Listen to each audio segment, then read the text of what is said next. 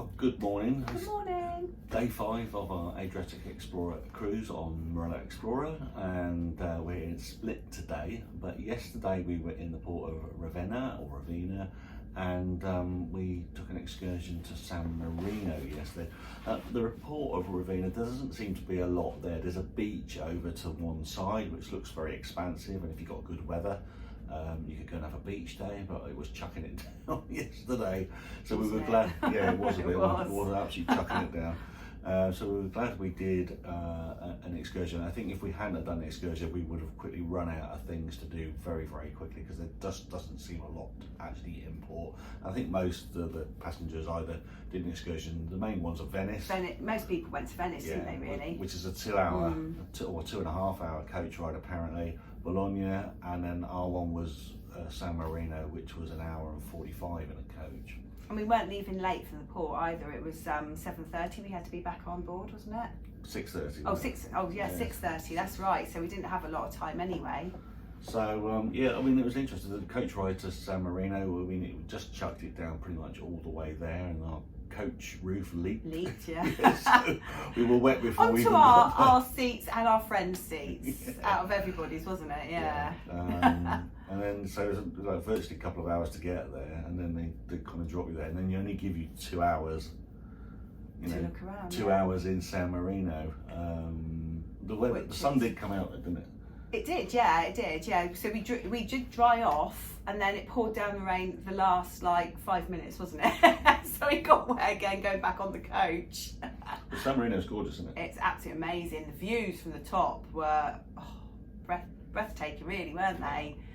And there's the 3 towers on there, which are a must. We sort of walked. It was a bit like a supermarket sweep, going from one to the other, wasn't it? It was pretty rushed. But yeah. But it was good. Yeah, it was really pretty. Loads of history, obviously, and loads of fantastic Baroque architecture and all of that. And it's obviously a big mountaintop fortification as well. Stacks and stacks and stacks to do. You just can't do it in 2 hours.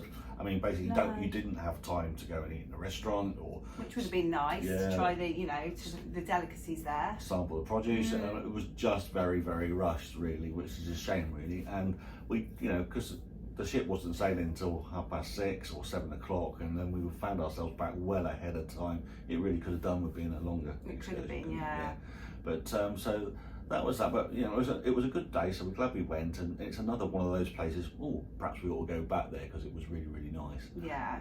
We do have. There's one warning though that you have to do if you're desperate to go to the toilet. Yes. Yes. There was these toilets that you could go in, and you pay to go in. They're 50 cents, weren't they? Yeah. And so we were desperate. We saw these toilets. So something very funny happened to Simon. Simon can tell you the story, because it actually happened to him. So they're self-cleaning toilets. They're one of these toilets where they're after every use, the pan disappears into the wall, gets sprayed out, but also the entire cubicle gets disinfected and washed down.